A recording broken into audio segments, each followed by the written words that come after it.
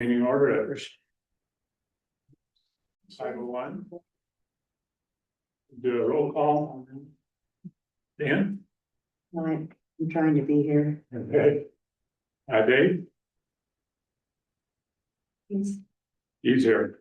he's- I'm here. Christina said she would not be here tonight. Sheridan Here, hey y'all. Hey Sharon. Here. and Terry. Yep. And I guess that's it. And we also have Ian missing. Sick chickens. Right. Then item one. About the idling ordinance. So want to bring us up to date on that, Preston or Terry?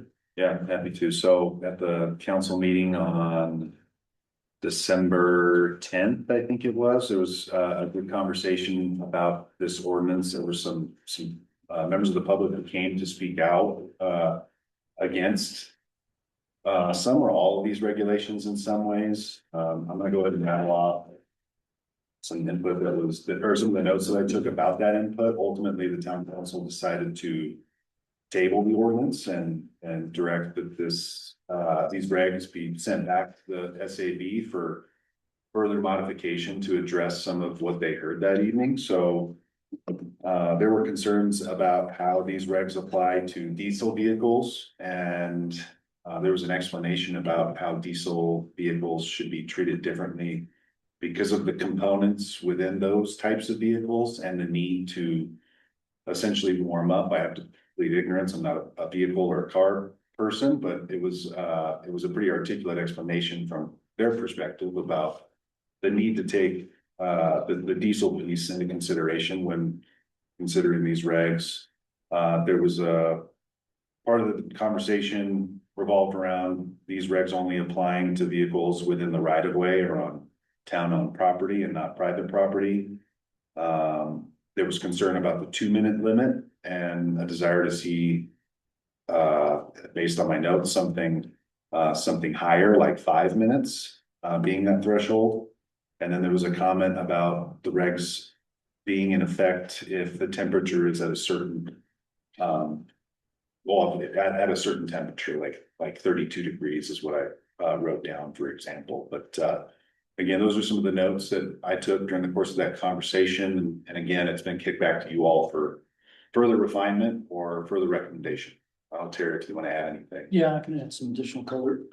Really was only that I recall one person speaking against it, and his father and mother.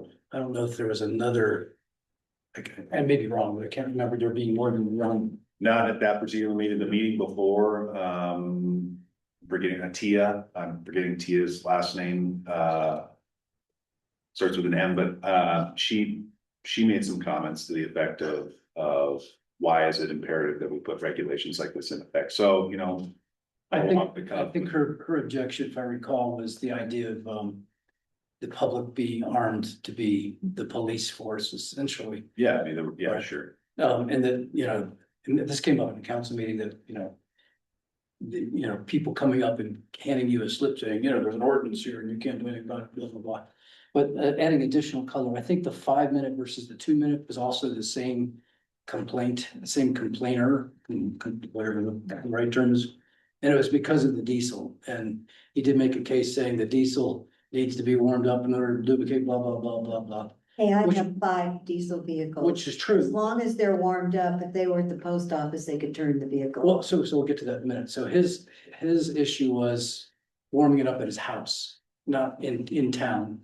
But before, when he comes out early in the morning, it's 10 degrees and he has to warm it up. Now, there's a simple solution to that SAB could support, which is engine block heaters, right? Yeah, Which are electric, exactly. which is part of our electrification. So rather than, Exactly. I mean, the diesels, in my opinion, and it may be an opinion, because I don't know if it's technically true. They're the worst polluters of all, right? So allowing them to idle for, 2 or 5 minutes or whatever, I think is worse than a car idle. Actually looked it up a little bit on the website because I was kind of curious what the diesel idling thing was all about. And actually I found some stuff that says it's not good to let them idle very long because they're designed to be under load. It's a Right. misnomer, And if they aren't under load while they're idling, yeah. they produce carbon that, you know. Or goes up worse to- emissions, yeah. It's this old school thing that you have to warm your diesel. Right. My son even says that. I'm going, you should get online. I'm sorry, I was out of town and I know there's a website that explains that exactly what Well, you before we get said. into discussion, let me just continue with my Oh, comments sorry. from Okay. the observations. Sorry. The other thing I brought up in the meeting is I had actually read a study that says idling a gas engine, and I don't know if it applies to diesel, does harm to the engine after a minute or two because the ethanol in the gas actually turns into more alcohol and will destroy a lot of the rubber in the engine. Especially with the newer vehicles. Right, so Yeah. the best way to warm up a vehicle is to put it on load, which is to drive it. Right. Now, somebody else spoke up for another reason to idle, which is to, warm up the cab and to defrost the Right, the windshield. I mean, and I get it, we've all done that, right? I mean, that's what most people do. In fact, some of the modern vehicles, you can push a button on your key fob and have it start before you go out and get in the car. Exactly. So that's my observation. I have some suggestions of how we're gonna proceed, but I want you to have time to just weigh in on what you've heard. So, to reiterate, I think some of the observations were that, or most of the observation was that this was the need to idle the vehicle at the residence in order to warm it up before driving it. Not so much the issue of pulling it into the post office and letting it idle. So I don't think I didn't hear, and maybe correct me if you heard differently, Preston, because there was a whole lot of objection to that. Now, how did you phrase it, on public road? Right of ways. Public Yeah, road. in the right of way. Right of way. On town-owned property. And again, the conversation or the point did come up during the meeting. I mean, this is not going to be something we can really enforce unless we Exactly. catch someone in the act. Exactly. right. So one of my suggested changes, just to, open salvo here, is we make an exception for, anything other than, public right of way. We encourage, people not to idle their vehicles in their driveway, that we can cite examples, the studies that show that's actually detrimental and may not be Right. necessary. And then, make it encourage through voluntary means to not idle in your driveway, and just change the language in the ordinance to say public right of ways. I still maintain 2 or 3 minutes, especially in public right of ways, is appropriate. Because by then your vehicle's warmed up, it doesn't have to be warmed up, it's just Right. sitting there polluting. So So you would recommend that we don't change it to 5, we leave it at 2 or Oh, yeah. 3? I would say leave it at 2, or if you compromise 3, and then make it a public right of way. And not specifically address, and it's okay to do it in your driveway, let's not go there. But then we can, as part of our information campaign for the beneficial application, or even in the SAB. Have a section on the website that says, as to the issue of the idling ordinance, here's some information. Showing the studies that says it may be detrimental to your gasoline, your diesel, others would become public stewards of information. And then temper the ordinance to just say public right of ways and not specifically say, but it's okay. In the ordinance, can we write it in such a way to make a recommendation that to not idle your cars? Yeah, we could add that bullet in there as a sort of a PSA kind of thing. Right. The PSAs and the fluff don't Yeah, really don't belong really- codified in municipal codes. I love the idea, but I think that's more for an educational campaign kind of thing. But Okay, we can put it on the website, Yeah. We can it's- PSAs at the website. Right. I missed the meeting when you guys put together the ordinance, but I had sent you guys one that I think that had all these exceptions on it. Preston used that before. Okay, I don't even know what the ordinance says, Well, it's in I missed your that. packet for this meeting. but there were a lot of exceptions to the rule There was, dealing with diesel, especially semis. they were very, Et cetera. they Yeah, were, they're on the screen here, number 1 through 7, are the exceptions. Yeah, 3. I think what you're referring to, there were some very technical ones about yeah, there the were, warm up temperature and the oil temperature and, the size of it and all that kind of stuff, which, I thought was kind of overkill. I think that were, I thought this was a good distillation of all of the various inputs. so, I mean, I think we can avoid going there by doing as you say, saying, you know, public right of ways. You know, if you're already at the post office in your big diesel, whatever, it's warm, Right. and so shut it off and you'll do your vehicle a service and you'll do us a service by. Well, here's what I'm more concerned about is the idling in front of, let's just use the post office as an example, because mostly it's people that are right by the door, and when the door opens, that carbon poison goes in the door, and it's the same with schools, and I know they're idling because of the buses, the school buses, but what I read was that's probably one of the worst things for young, because young lungs take in more oxygen than we old people, and they're also more sensitive to Well, this, to poison. And this would cover that. yeah, I'm more concerned about public spaces than somebody that wants to breathe in the fumes at their own house, even though it's going up into the atmosphere. It's more, it's just, and to me, it's just educating people. I know we can't, I would never try to get any money from somebody. I just Well, want people it's to realize. enforcement by complaint the way it's. Our So- ordinance. I think it's enforcing, they do it in California, they actually do give tickets out. Yeah, that's, they have large California. police force. So a question I have about the 2-minute limit.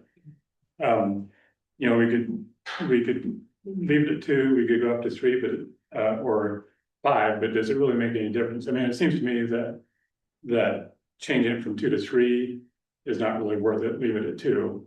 Unless we're gonna go all the way to 5. Don't I go to think- 5. Because nobody's gonna be out there with a stopwatch anyway. So Yeah. No. It's just a matter, it's the idea, it's, Right, and I think I brought that up in the meetings, that this is more about the intent of what we're Right. trying to accomplish. Exactly. and I think educating leaving it people. 2 for people who are aware of it, and we have it on signs that it says 2 minutes, they would think, okay, well, yeah, I better turn it off because I might be in the post office for 5 minutes. Mailing Yeah. a package If it's- versus if picking up, it's- you know. If we have 5 minutes, they'll say, okay, well, I'm not gonna be in there for 5 minutes, so I'll leave it run.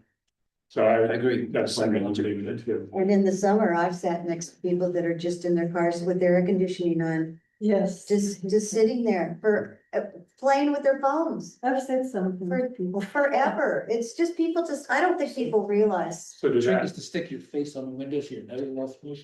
so that is, do we want to even have anything in there relating to temperature, like getting? No. We Make should it get, confusing. if you go down that rabbit hole, then you Yeah. gotta defend Yeah. Then everything. something's gonna Right. go. And again, if it's on a public, one of the town's public right of ways, presumably they're already warmed up. Yeah. And if they go into the post office for 2 minutes or 5 minutes, when they come out, it's gonna be a little bit colder, but. And then separate from ordinance, I think we should put a little PSA section on the SAB website saying, explain the intent of this. You know, explain that this has got a altruistic intent. Right. It's gonna be difficult to enforce. We're not getting too specific about, you know, rules of idling in your driveway. However, we discourage that. And here's some studies you might want to look at. Exactly. Might discourage you. So I have okay, so just to wrap up this, basically what we're talking about adding is on public right of ways. Leaving it at 5, leaving it 2, not dealing with the diesel or anything like that. So basically, the only thing we're adding is on public right of ways. So where I would suggest it goes is if you look at the first sentence there. Unlawful for any person to idle, permit the idling of a motor vehicle of any stationary motor vehicle, comma, on a public right of way, comma, for a prolonged. So just put it right there. Yeah, Yeah. I'll confer with legal counsel and we'll get it, Okay. yeah, that's probably how we can just drive it like that. So that's the only change then we're recommending for the ordinance itself, but we will do some PSA work on the website to explain. And we'll explain that to council. There's a Canadian website, which is an idling website that I could find again. Do you guys Yeah. need some Why don't you send it? info? Why Okay, don't you send it? okay. And I can look up in both. He's got all kinds of amazing things about turning off your key. One thing about putting things on the SAB website, I'm a little bit of a cynic or pessimist here, but I don't know that people ever get to the website. That's another topic I'd like to address after we finish this one. Okay, So so I have notes here to modify the ordinance. I would recommend, this is jumping ahead a little bit, but. When you all prepare your presentation to the town council for next Wednesday's meeting, I think it'd be good to. Sum all this up. this conversation that y'all are having now to modify the ordinance, that'll be do another text amendment first reading in February. So just kind of just kind of a highlight for them to anticipate those modifications and some of the discussion and reasoning here as to why they'll be seeing what they're seeing largely again, but with that one, I'll use the word concession, with it only applying to public properties and rights of way. Is the next meeting on the 14th for the town? It's on the 14th, but we won't have time to notice it as a text amendment, like. I mean, is it a meeting that we should go to on the 14th, or is it a private? I would recommend so, because that's, you guys are giving a quarterly update to the town board that. Okay, I had something scheduled for the 14th and I'll cancel it. But we'll talk about it in a few agenda items. I Okay, think Dave and maybe Sheridan, we're gonna spearhead that presentation, right? Anyway, I have what I need to modify the ordinance. Okay, so we can, if you have some recommendations about the website, there we can talk about that. But and I want to make sure that this stuff that we're doing and putting up is more visible. We can, and then we do that. Okay, anything else about the idling ordinance? Okay, and next item is the impact grant. Before we get to that, I sent you guys another item that I forgot to put on the agenda and forgot to include the materials in the packet. I had some time on New Year's Eve and I was finally able to put some attention to drafting the resolution that I emailed you all a couple days ago. Maybe it was just I think it was a couple days ago. Related to a new fee schedule for town-owned public electric vehicle charging stations. And what I sent you was just the resolution and the, for right now, proposed fee schedule that would be adopted if the resolution is adopted. What I have on the screen now is a staff report that I was able to write to supplement the resolution. There's a lot of information in here. You all have not read this. I don't expect you all to read it now. It's for anyone on the Zoom, and I'm not sharing it on Zoom. I'm just showing it on the screen. But there's a lot of pricing models and background information as to why we're even talking about this. So long story short, back in 2017, the town received a Charge Ahead Colorado grant to install the existing charging stations, or the existing charging station, which is dual port in the Hartwell Park parking lot. The system provider was Key2 Systems. They've been doing maintenance ever since. A lot of the equipment is now really old and obsolete. A lot of the parts aren't even available anymore.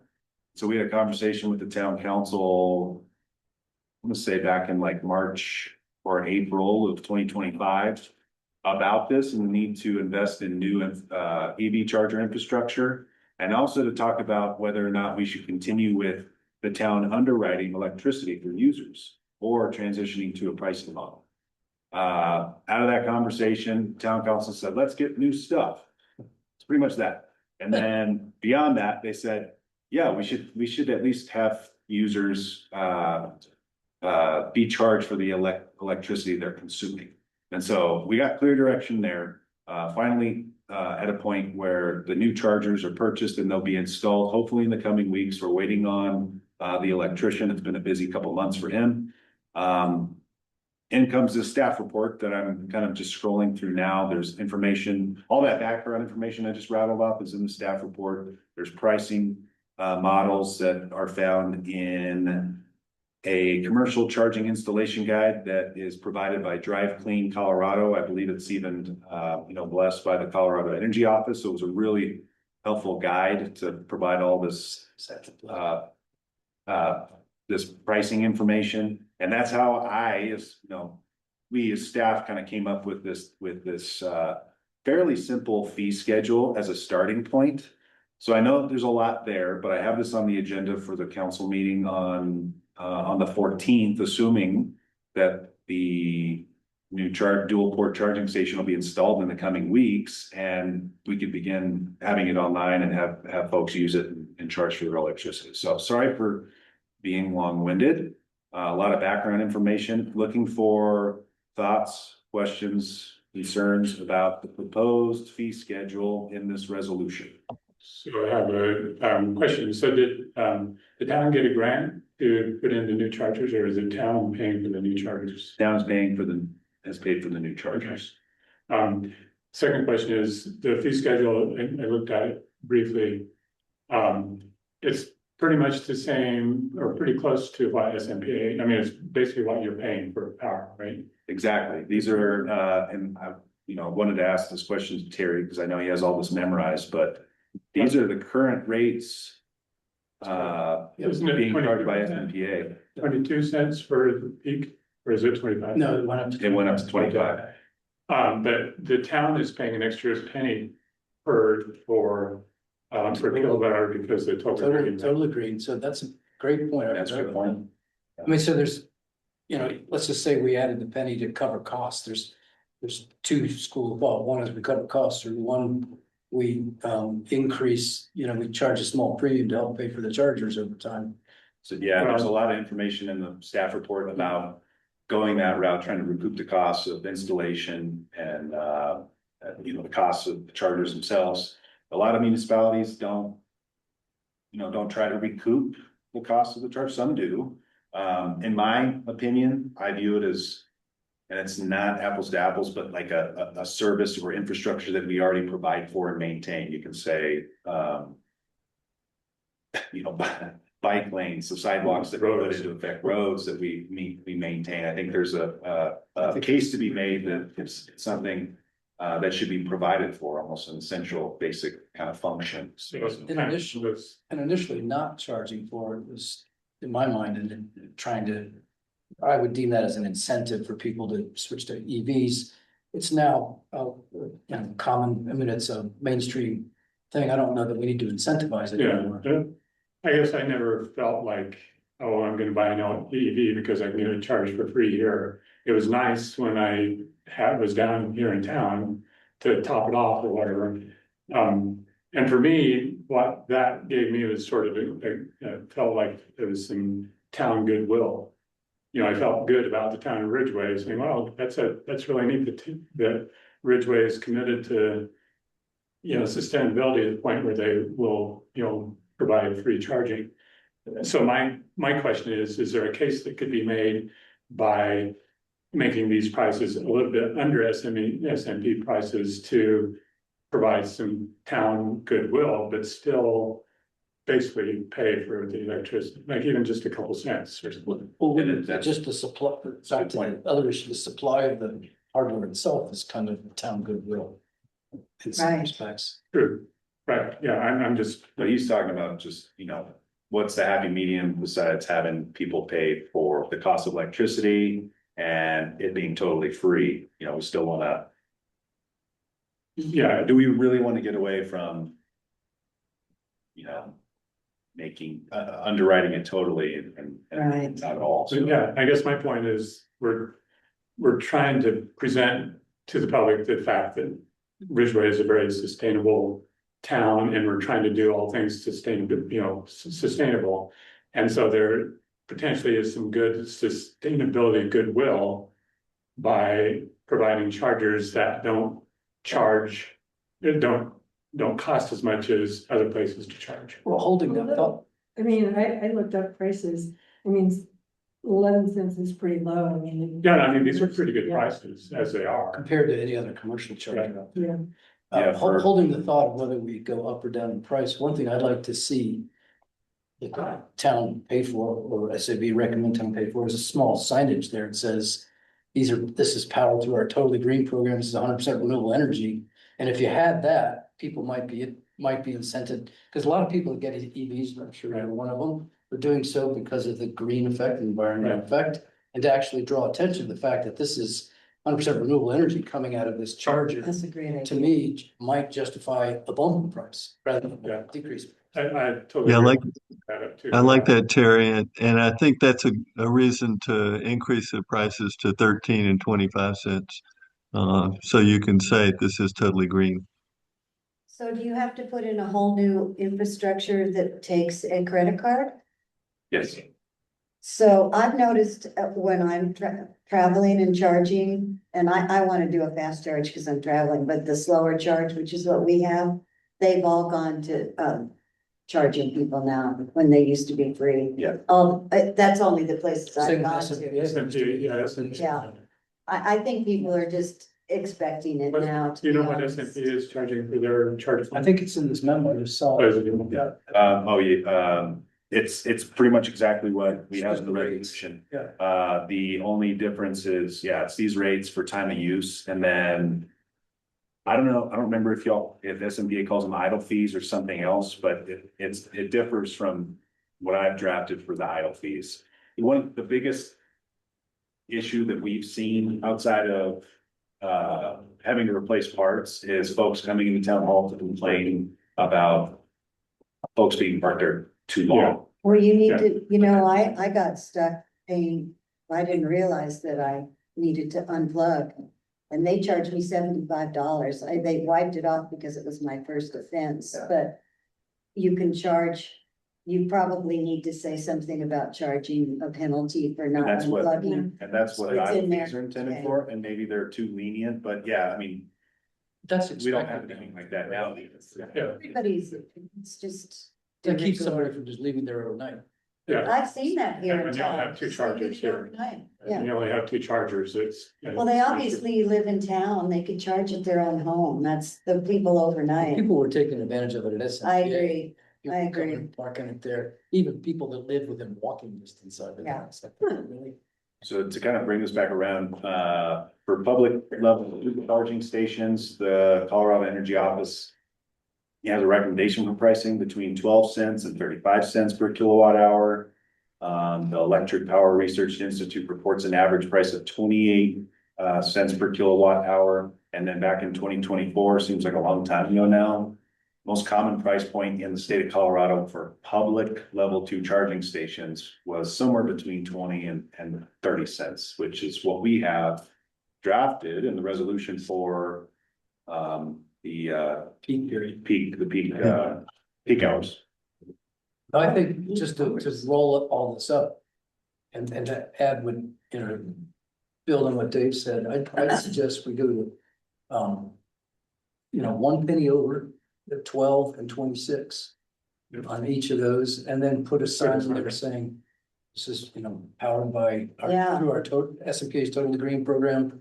You're charging your car with sunshine. Totally agree, and essentially, yeah, no, I like that. Sunshine. I like that. That's I great, think the sign is a real key Awesome. point, and I think that will sort of satisfy my idea to make the town, give the town some goodwill out of this, so, or, Dave, With a smiley face. Dave, did you have a comment? You were trying to break in there.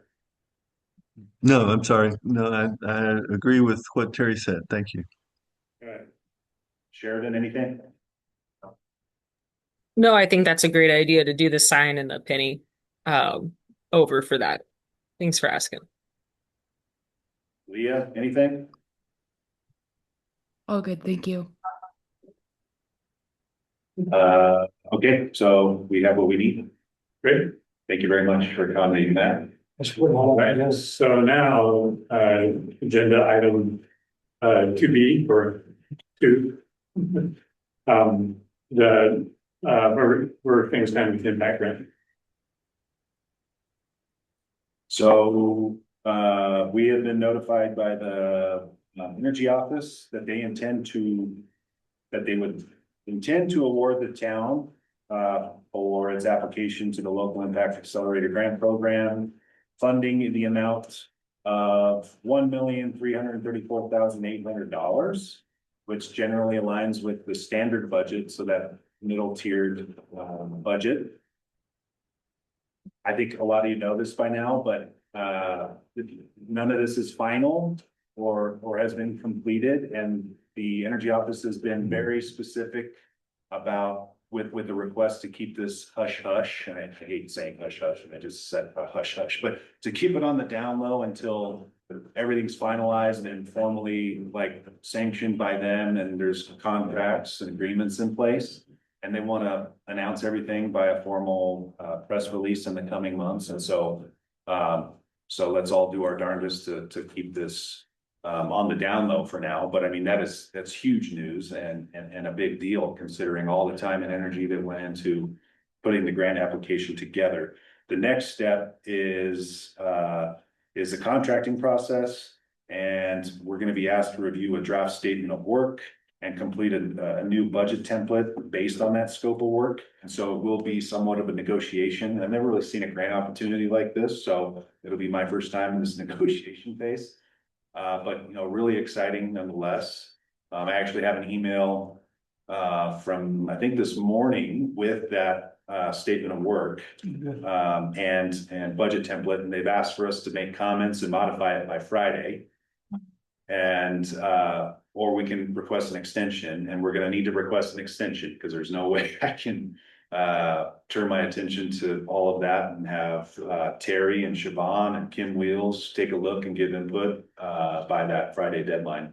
So we'll request an extension, but here in the next couple of weeks, we need to put some eyes to it and start to figure out what's feasible and realistic in 2026 and beyond. Remember the big piece to remember for at least the short term is that our budget for fiscal year 2026 was approved with no matching funding to put towards any of the stuff that we put in the application, right? It's no secret. But it's not,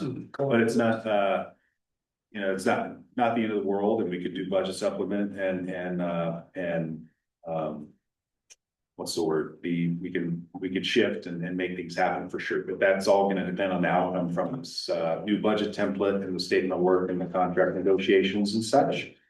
My question, you know, that you had some color is, as it affects SAB and what our involvement will be, you know, we can't really figure out how we participate in this and how we can help until everything's negotiated and we have the contract, and then we begin looking at what timeframes can we do, pilot projects and stuff like that. Do we know roughly when they hope to have contracts in place and make their announcement, and when we can start looking at beginning work? Great question. Terry might have a Yeah. firm date in mind, but I I think think they suggested that through this revised scope of work or initial scope of work, which is part of the negotiation, they anticipate we would have a contract in place and initiate the program by May. So and to that end, and this goes to the budget issue, the 1.334 million, I took a look at our budget and tried to figure out how they came up with that number, because it wasn't the same number that we put in for the constrained or the standard or the vision, I think it was, but I did. Pardon me? It's fairly close to the standard.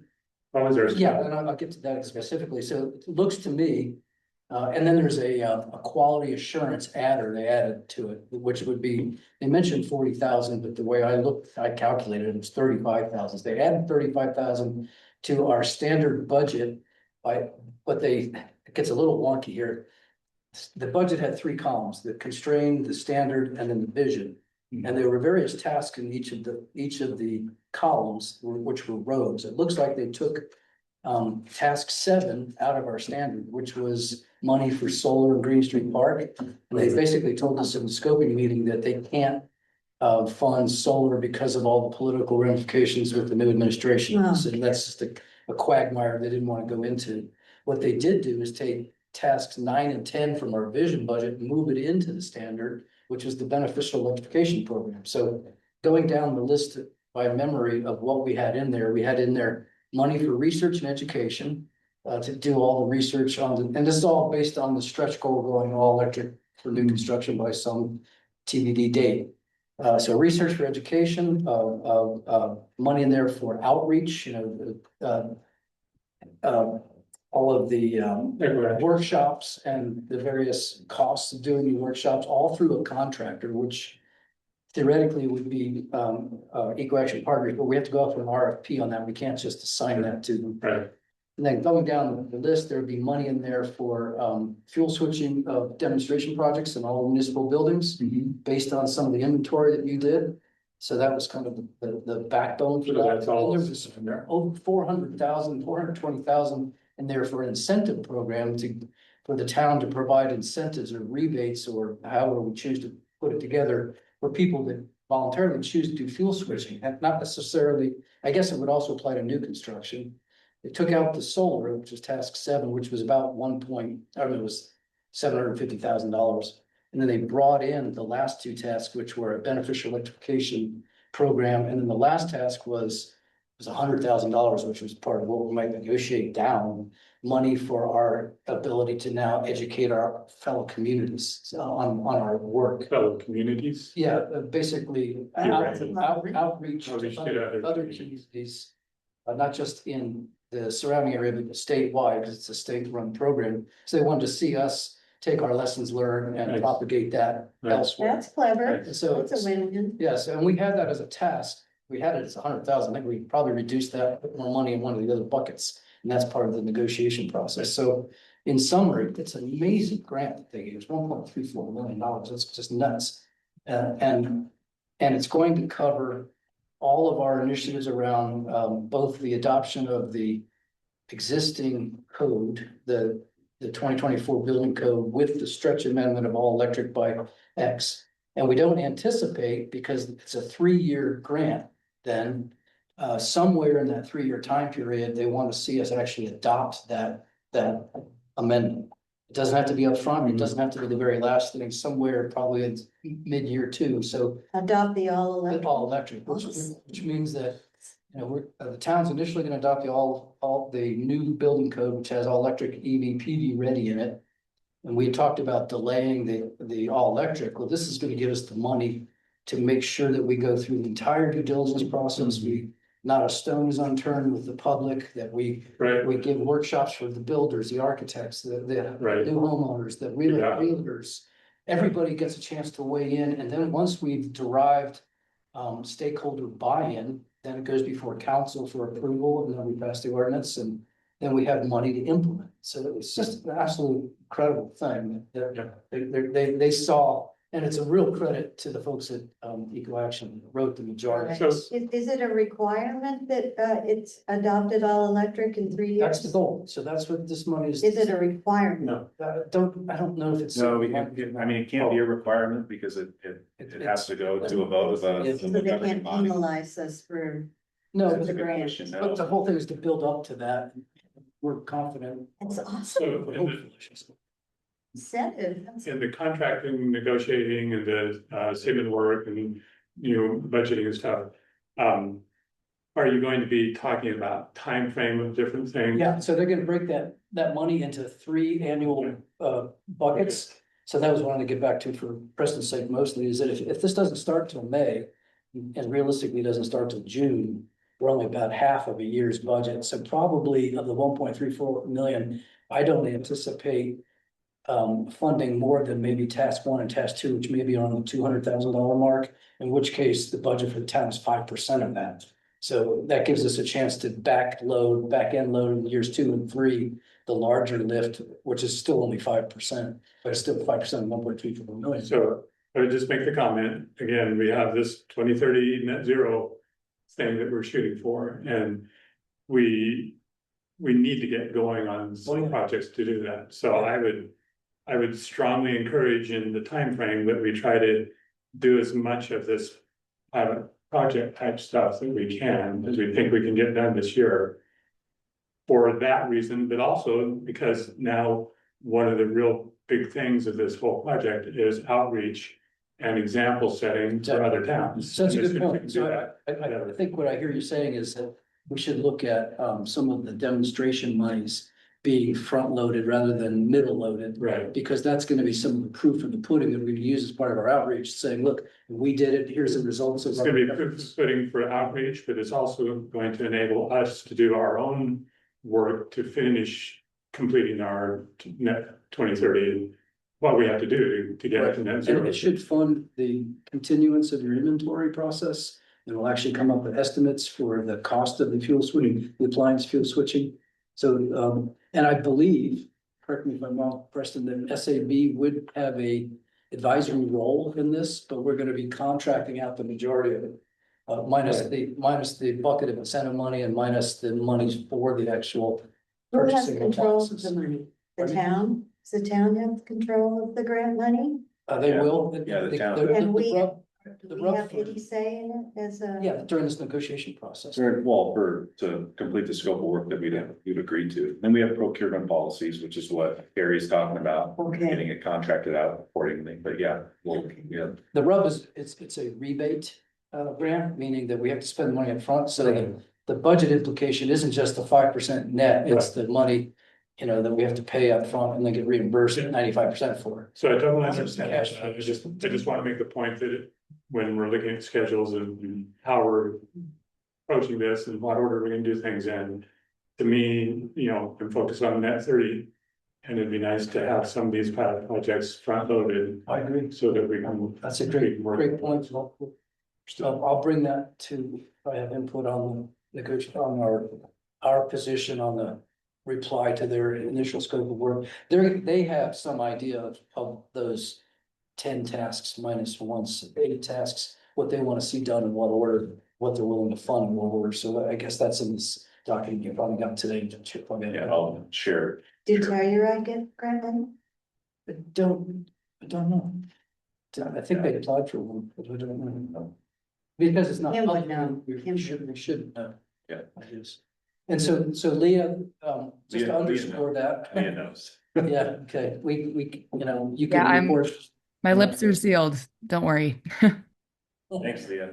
You know that these meetings are recorded and publicly available on our YouTube channel, so I guess anyone can Sure. find out that we might get awarded, but. Can you redact it? But They even put it in the award letter. We ask you not to make this public till they've had a chance to complete the contract and then they do their own state PR first. And then we can follow suit with press releases. so great news. Yeah, Yeah, Great news. awesome. It's huge. yeah, thanks to everybody that put their time and effort into this, especially the, you know, legal action partners and, you know, and to push it. Terry. They did the bulk of it. I just did some minor editing as did Preston, but and he's carrying the torch with all the admin of it, which is gonna be the future heavy lift. Now. And then we'll have to put together an RFP for that contractor to handle some of those tasks. We're hopeful Eco Action Partners would be the recipient, but it's not hardwired. So we have to make it a public RFP. Others could bid on it. All right, anything else on item 2? Item 3 is the discussion regarding proposals for advancing 2026 road plan. Christina was going to do a little bit of presentation here on her items that she's in charge of. Unfortunately, she had a family emergency, so we'll hold off on those until next time.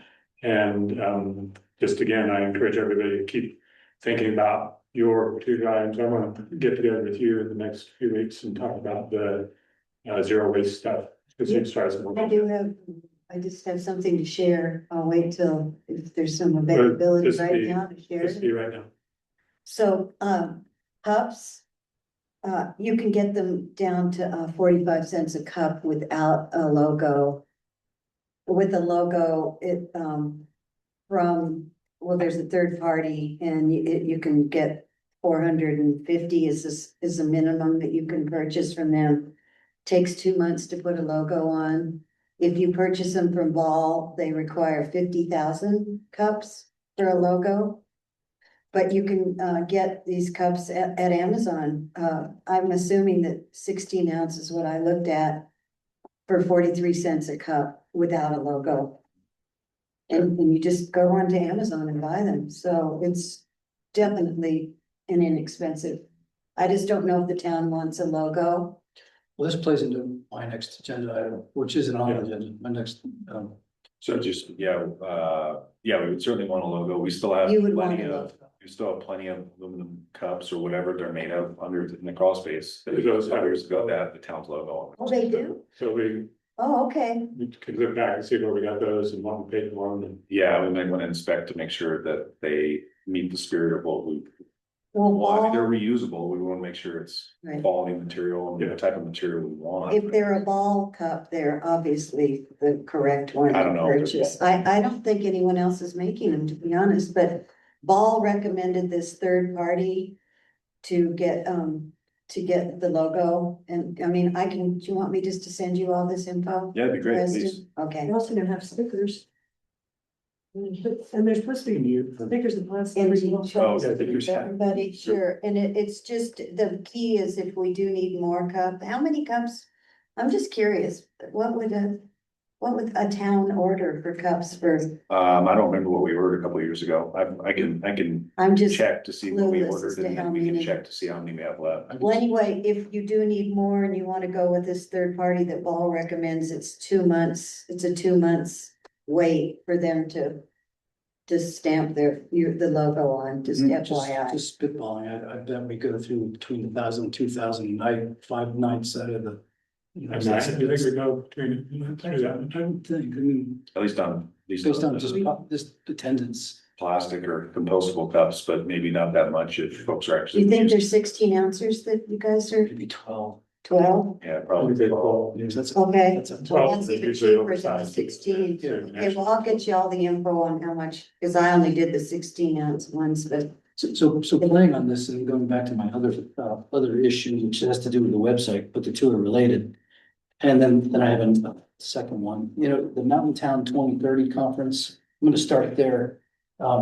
As you all know, the town received the Small Town Doing Big Things Award, which is only good through November of 2025 through November of 2026 when they pick another town. So we basically have a year to make hay out of the fact that we got this relatively prestigious award and beat out Aspen and Park City and all those other communities. I would think playing on what we're about to do with this Impact Accelerator grant to get public awareness, we should be trumpeting the fact that we have that award. And I see at least 2 places where that can happen. One is, we'll start with the one we're talking about. I think that would be a great tagline on the cups. Town of Ridgway logo, small that's towns, clever. big thing award. exactly. Secondly, I'd like to see that on the town's website, not necessarily SAB. Of course, the SAB, you already have it there. Yeah, You actually sure, got, okay. Sheridan did the whole story there. But I think the town's main webpage has a number of scrolling banners or things that move. I think we should make hay out of that. And this, to me, is setting the stage for the public to be aware of what the SAB does. And if it were a scrolling banner saying, you know, Town of Ridgway, Mountain Town 2030 award recipient for small town doing big thing, click here and it takes us to the SAB website. So if there's an active scrolling link with that eye-catching banner, we're gonna get more hits on the SAB website than just the little thing up in the corner that says sustainability. It's also gonna help with the 2030 all electric. Well, that's what I'm saying. So this will then help set some of the public awareness. Yeah, That when we go out to do the outreach, they're gonna already be aware that this town is progressive and we've done big things and this is why some of these more progressive things are coming in front of you.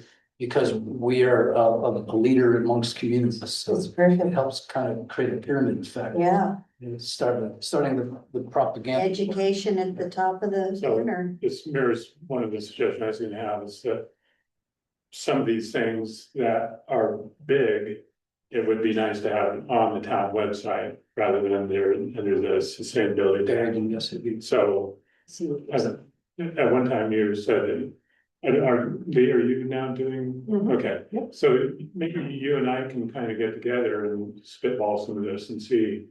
You know, how we can make this, integrate the 2 websites a little bit better. And pull up some of the information that's on our website that maybe should have more visibility on the town's website. So, And then going a step further with this information campaign on this award, it'd be nice to do some swag or some stickers or some bumper stickers or some baseball caps or something. That requires budget, of course, but just to enable the town to start taking pride in this and identifying with it. Just in fact, nobody, even some of the most progressive people I've talked to has any idea that we got this award, even though the town did a great job of doing press releases on it. They put it on Facebook, but not everybody sees that. But a lot of people go to the website. And so I think that we're there, it begins to set the stage. I've even talked to builders recently, a couple builders in my neighborhood that are completely misinformed about this concept of an all-electric code, thinking that, you know, it's gonna have all these restrictions and it's gonna require people who already have gas to switch over, and all these misconceptions, misinformation. Ultimately, our strategic outreach campaign has to set the stage to counter, you know, preempted misinformation. So by starting to trumpet some of these the successes that the town has already achieved, sort of in my mind, sets the stage for taking even more aggressive steps like this. What the impact accelerator board is for is to, you know, go to what will be a controversial amendment to the code. I mean, there's no question about it, but it's controversial now, mostly because people aren't informed. Exactly. There's a misconception about, you know, going all electric costing more. And it may or may not, but that's the research we're gonna have the money to flesh out. But to get the actual data in front of people rather than just all hearsay is gonna be a real challenge over time. So I made some good notes on all that. I think, yeah, there's some more ways that we can help put the word out that we're the recipient of that award. And we can explore what it might cost to add some more like copy on those cups. You know, something to the effect of what you're saying, Ridgway wins. Just like Yeah, just put the award on one side and the logo. Yeah, so something like that. You know, the Sherbino puts out a newsletter that gives a description of their calendars. It's so effective. I get it in my email and it reminds me of what's going on. Are we as a sustainability committee capable of putting out a monthly email? From us, not the town, I know, I mean. or has that through the platform. town, is that feasible? Is it We'd have to legal? think about ways to disseminate it, but yeah, you all could put together, if you all wanted to do a newsletter or something like that. I think that's you know, what we need to you do. talk about, you know, you want to talk about structure and, you know, timeline and. And just what's been happening, just, you know, I mean, news, even a if it's newsletter. just a periodic mention in the existing form. Right, I mean, You know, you we have guys the have managers a form, we have email plenty. address list, I'm sure, of tons of people that have Right. signed up. Right, but you all would have the initiative, would need to have the initiative to put that together every month or Right, whatever the but cadence is gonna be. Would we have to go through the town council to get approval to do it, since we'd be under the town's banner, basically? Or? is No, I it mean, if legit thing it's to like do? objective information about, you know, I mean, what are your ideas for? We're just educating people, just for one, just do the grant, well, we can't say the grant right now, but just things that are happening in town and are, Mhm. I don't know. Maybe the EV charging thing and the fact that. we're Right, just responsive. to keep people alert, because every time I get that thing from the sheriff, I go, oh God, I forgot that this was Yeah. happening Yeah. next week. It's just a reminder to people.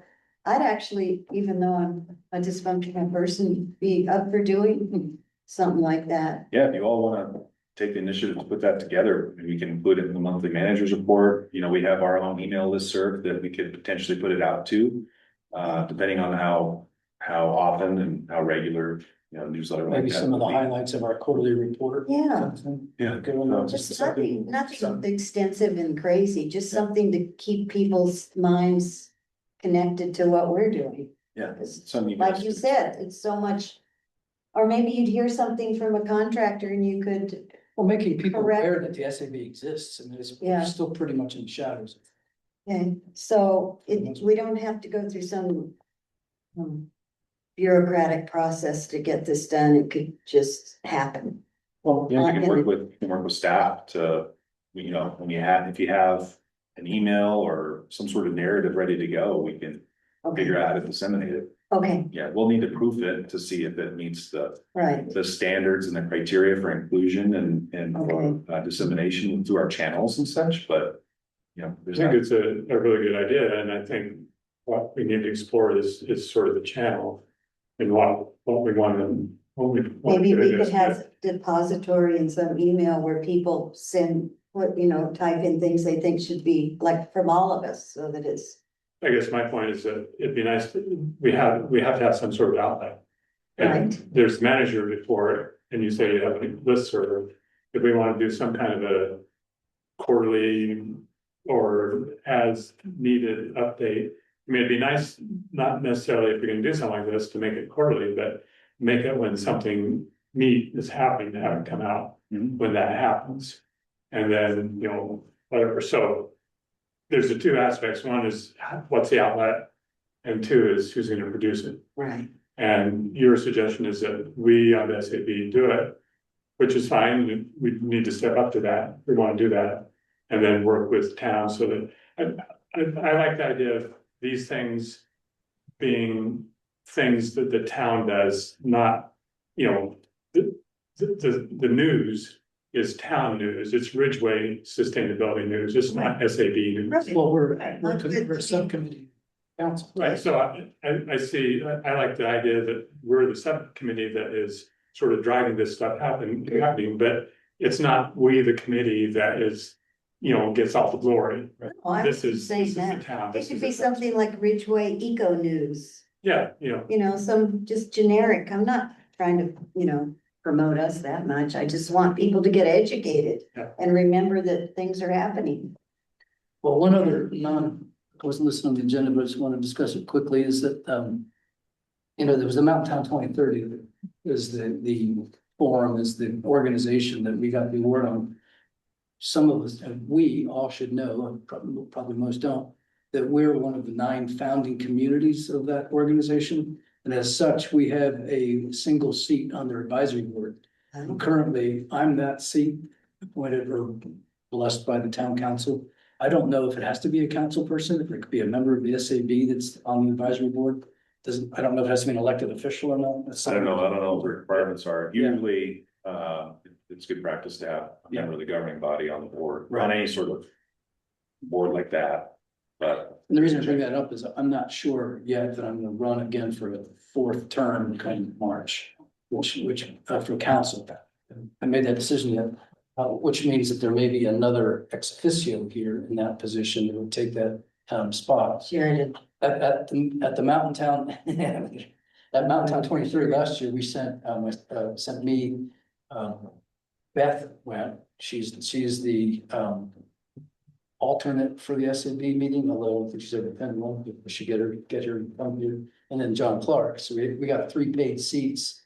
I suggest this coming conference, and it's going to be, I forget what it's going to be, somewhere close. I forget, but I'll find out. No, it was in Breckenridge last time. Anyway, I think the SAB ought to get more involved in going to that. We might be able to use one of the 3 seats, or we might be able to find a way to fund somebody else going, but I mean, I was the bridge because I was in the SAB and I was the advisory and I'm council, blah, blah, blah. But I don't want to hoard that role. So I'd like to get more SAB involvement in that. And it's a great organization. So to that end, they just put out a letter that all 3 of us, John, Beth and I signed. And I sent it to you guys by email the other day. 37 elected officials signed statement of collective climate action. And I got a note from Katrina last night saying, be nice if SAB knew about this. And so that's why I'm bringing it up, is that I encourage you to read that. I'm bringing it up as a member of the SAB for us to be aware of, that your 3 elected officials are signing on to this letter that's going out. I guess it's going to go out to Congress.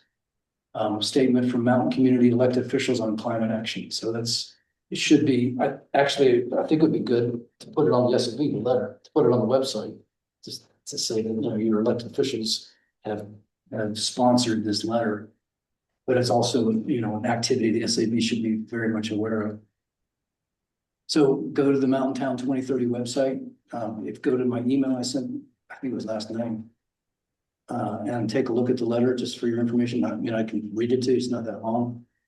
But anyway, I want to make you aware of that.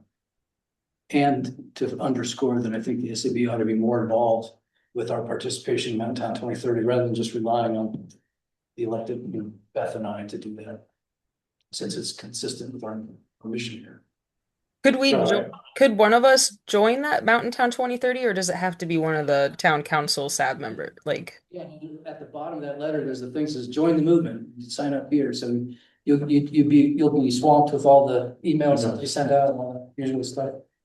But it's a really cool organization and they're getting a lot of traction. Last time I was there was mountain community from Japan, from Germany. It's not just the US, so it's starting to get, broader recognition as an entity. And the keynote speaker was Bill McKibben, who handed out autographed copies of his new book, which I had. Cool. So I think it's a great idea, and I think it should be visible.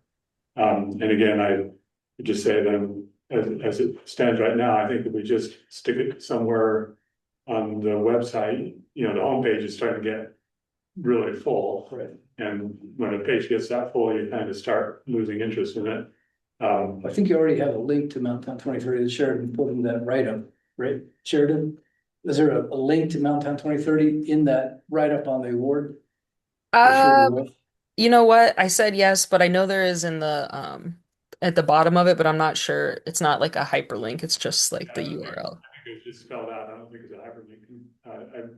I looked at, but anyway, my point is again, maybe I can work with Lee is somehow get that more visible than just sticking it someplace somewhere on our website. So we need to think about how we structure the website so that and link to it from the town's website. But I'll make a note of it and we'll. Thanks for attending. Those items are on the agenda. Okay, let's see where we stand here.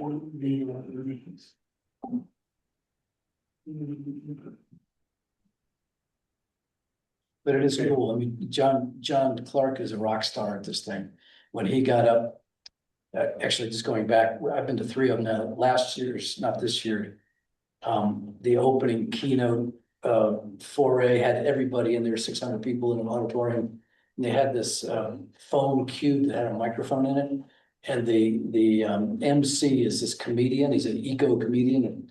And he would ask a question and he would throw the cube out to somebody to answer it. Of course, John jumped up and grabbed the cube out of the air. And it says, so he was the first one to speak at the whole conference. I'm John Clark, mayor of Ridgway, and he got an enormous amount of applause because he was recognized from the year before. And of course, this year he was a real rock star because he got his own award. So Ridgway has an outsized influence in this small organization, or outside recognition, I should say. So we'll have to kind of take a back seat next year because we've been pretty visible. Well, it's good that we're visible. Yeah. I'd encourage other towns. People know Ridgway. They've probably never heard of it before. Okay, so the next item is the update, the quarterly update to town council on the 14th. Sheridan, you're still willing to present? Yes. And as I mentioned in an email to you, and I'll mention this, I think I mentioned this last meeting, my idea was that this quarterly update would be a discussion of our 2026 work plan in some detail so that we can get comment back from them and make sure that they understand what we're trying to do and see if they think of some things that they would like to add or whatever in the different categories. So we basically have 8 different categories, and on our work plan that's in the packet here, it has sort of the goals for each of those items. And so my thought was just to basically provide this information in a digestible form and go through it with town council. And add to your point about the idling ordinance, have something about that, what we're how we're addressing the update to the idling one. It was more of a suggestion. I really would, recommend that you touch on that though. You don't have to. Yeah. But I think it'd be I good. think it'd be good to set the stage, and then we don't need much time for that.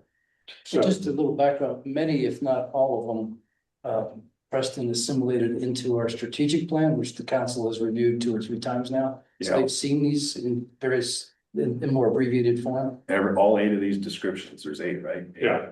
descriptions as they're written on this document. So that second column from the left is in the strategic, all So- over the strategic plan. Presumably they've seen it, but this would be a time for them to To highlight and reinforce and highlight and reinforce and give them opportunity for feedback. So, They saw it and they approved the strategic plan, so they had to read it to approve it. Yeah, which is good. but there's a lot of stuff to go through and they go through Yeah. fast, and so this is Yeah. an opportunity. In So the if we take 10 minutes 300-page going through package. this with them, we may get some useful feedback, and they'll for sure, see again what we're trying to accomplish. So the agenda and packing materials for next Wednesday's meeting go out on Friday. Okay, I guess the question to you all, you were talking about putting in remember the word you used, some sort of format, digestible or something like that, format for council. I mean, are you talking about a PowerPoint? I can't remember what y'all put together last the time. last two times we've done it has been a PowerPoint PowerPoint. that we've gotten to you in time to include it back. Is that possible, given Think that, so? yeah, Sheridan, do you think if you and I work together on that, if I help you out, do you think we can have a PowerPoint together by Friday? Yes, definitely. Yeah. Okay. Can I send it as a Google slide, Preston, or would you prefer it in a PowerPoint format? Google Slide works fine. Okay, cool. Maybe I'll figure it out. Okay. Yes, that sounds good. What is a Google slide? I'm ignorant. Is that Just like about? the Google office space, like when you're on your Gmail and you can use like presentation or slide, or doc or any of that stuff. It's like the Google version. Like a version of PowerPoint. Instead of MS. And what I'll do, Sheridan, I mean, just to be candid, I mean, I have to PDF everything, and so whatever you send me, I'll just end up as a PDF kind of thing. Oh, I'll just send you the PDF then. Okay. To do that, just send me the Google Slides and I can convert it from there. So Okay. I've done that with Google Slides, but you'll be able to present them Google if you want to do that, but I'll just have to convert it to the PDF at some point. Okay, got it. I was thinking this Friday or next Friday. So, This one. Sheridan, I sent you an email. Do you want me to dummy up a set of slides for you then to do what you want with? Or do you just want to do it from scratch yourself? Yeah, do you mind just sending me the presentation you made from the last presentation that you did to town council, and then I'll just kind of use that to build my slide deck. Okay. Yeah, I'd be happy to do that. Thanks. Thanks, Sheridan. Thanks, you guys. And I'll definitely attend next Wednesday, so if Oh, good. they make you cry, I can help out. Good, thank you. Oh, really? Yeah. Oh, really? Well, they tried to make Dave cry last time, so. Oh. Okay, let's see, so anything else on that? Ready for the next item? So we talked about this briefly last time, and I didn't do anything, I didn't contact anybody, but it's starting to get a little bit critical, we need somebody else on the board. So any ideas on how to make that happen? Any suggestions? We obviously talk to friends and whatnot, but Didn't we have a I candidate? thought we had, Sheridan had a friend that was a male friend. Oh, yes, I had another friend, Grace, who is interested in joining, but she couldn't make it to this meeting, but yeah, I know we don't want to put all our eggs in one basket. We could also possibly we could make like a flyer maybe and put them up around town like how we did with our other flyers. It could be something kind of cute, as opposed to just like the paper ad. I don't know. What do you guys think? we need to advertise it somehow.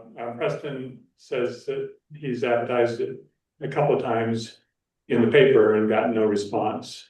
And email, Facebook, Was that? and on email, Facebook, website. Okay, so it's been all over. I think I see a lot of stuff from flyers personally. Yeah, I Yeah, can put one in by tacos and beer and that. yeah. All right, well, let's give that a try. Okay. And I do like the idea of reaching out to friends, and so Sheridan, if you've got somebody there, or each of us can talk to people, because that's sometimes more powerful than sticking it on a website somewhere.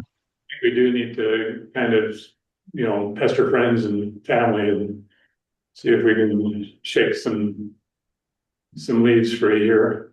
It's probably a pipe dream, but I would love to see a member of the youth council join the SAB. I'd like to see a contractor, I would have to join. ask Preston how. Ooh, Somebody that's in the contracting family that can share things. But, what I usually hear, Preston can reiterate this. They're so busy as it is, they hardly have time. For you. So, Preston, how realistic would it be to, solicit a member of the youth council to be on the SAB? Yeah, That's what I just said. yeah, I mean, candidates, it's pulling teeth, trying to get them to volunteer for anything. It's like pulling teeth, trying to get them to show up to the meetings, their own meetings. So, yeah, Mm. I thought it's worth, obviously, but it'd be hard. Their next meeting, Monday, I could ask. Yeah. Can ask. So let's all sort of redouble our efforts, talking to friends, and then let's go ahead and give the flyer idea a chance. Sheridan and I could work with you on coming up with the flyer, Okay. and we'll get, a couple dozen posted around and see if What would be our appetite to have, a high school person, whether it's youth council or just somebody from the school on the committee? Is there anything that would restrict that? Is there an age limit? No, the only requirement is that you live in Erie County. There's no age restriction. So, yeah, I think, I've stepped out, so I apologize, but it sounds like y'all wanna develop a flyer. Yeah. Which is a great idea. Yeah. And we can help circulate it. Lee's done a great job posting periodically on Facebook and stuff like that. So we can use our email listserv to, get the word out again, but Could even go as far as saying seeking, Ridgway youth to join the SAB. Well, community service is important to get into colleges. It should be an incentive to somebody. I in want to high make sure school. that, when we have members on this, that we can find people that are willing to, and have the time to do the work. And, we're, especially this year, we're talking about a lot of stuff that we're trying to get accomplished, and so it's gonna be some hours for people, so. yeah. So the deadline for letters of interest was today, I think, this afternoon. So we'll just re-up it and put it out there for another several weeks. And if you find anyone that might be interested, send them our way. Are there two positions available? Or is there One, one? three, four, five. There's Isn't one, it seven? Yeah. Only one. Or eight, yes, or seven. but in August, there will be two more, so. We gotta keep at it. All right, okay, any other items before we okay, the agenda and the minutes and adjourn? Anything else that? I have a couple of housekeeping things. One, I was looking at the website and it looks great. Although currently there's some incorrect data because on the rebates, essentially all the federal rebates went away in the 1st of January. The only one that's still hanging around, to my knowledge, is the rebate for a home EV charger, and that goes away in 6 months. But the federal rebates are gone. And also the data on the web page on the SMPA heat pump rebate is not correct. It uh, I guess you can go out to the SMPA rebate page and look at that, but I think it's $500 per ton up to a certain limit. But the way it's stated on our webpage is too generous. Okay. Um, Good note. and I'll edit that. and the other question, Preston, with the town EV charger, I know back after some of us wrote the grant to get the EV charger, and we followed along usage for a while. And Karen Christensen used to manage that for the town before she left. I'm wondering, would it make sense to pull utilization data from the town EV charger before that data is forever lost? Is there any reason to have that data? Um, I mean, I'm willing to do it unless, so if you have somebody in the town office, they can pull it, or they can send me the website and the passwords and I can pull it, but I'm just thinking it might be nice to know what our utilization has been over the last 8 years. Is it And on then electric account or is it embedded in the device or something? It should be. So just to be clear, Dave, you're asking about pulling the electricity consumption data specifically for the EV dual port chargers, right? well, and it's not it actually the current unit tells you how many different people charge there and how much electricity they consume. So there's a monthly report that they roll up into an annual number um, from our current system. I don't think anybody's looking at that data, but I mean, Yeah, you no may as well one's pull it before it's gone. Yeah, no one's really looking at that data. We could check with Julie Hoon, who is kind of been the staff person working with ChargePoint to get that rolling. So yeah, if you think it'd be worthwhile, Dave, then I'm good with pulling it and having it somewhere on our server. We did look at our electricity costs. We pulled what we've been paying to, or what we paid to SMPA, or what we haven't paid to SMPA since inception, like back in 2017. Right. We have that data, but that's not what you're talking about. And I guess I forgot to mention, but I mean, Dave, were you back in 2017? I imagine you were a big part of the writing of the grant application for that Charge Ahead Colorado grant, or you and others at Rock, right? Yeah. I wrote the grant and then gave it to the town, and the town submitted it because Jen didn't have time you know, at the time to write the grant, so we wrote it for her. And then I followed the charging data for a few years, but then I quit. So Dave, I had some of the early data. was there a time when Rock was contributing money towards that? Or was it always done by the town on the cost of the electricity?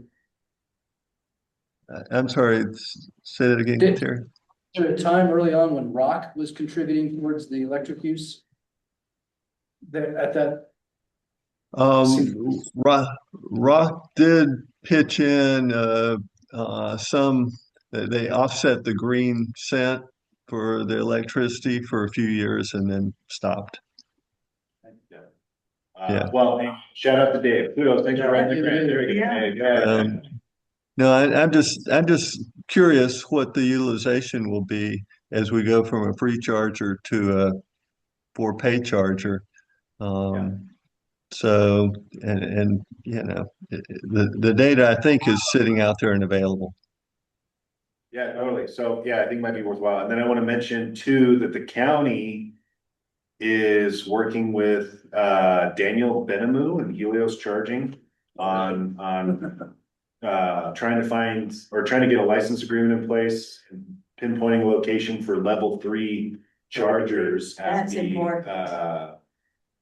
At the 4-H center. Oh, awesome, at the 4-H center? see the Yeah. guy, That's so far out of town. Yeah, but I mean, to still have them I know, along but it's the beneficial corridor. to businesses when it's in closer to restaurants, et cetera. You know, we did explore and we went through this whole conversation initiative with the Daniel guy and the Helios, and we had some hiccups along the way, and then some questions came up, and then, you know, actually it got to the town council level for consideration, and there was I would say pushback by some, not a lot, but some community members about the ability of that company to follow through with what they were going to be charged with, and having them located in the Hartwell Park parking lot and everything that comes with level 3 chargers. So it was something that the town considered and would have met what you're talking about, having it, Dana, having it like a little more central, the town core, right? and at the time, there was a requirement that the area be street lit and there be a bathroom, so I'm not sure,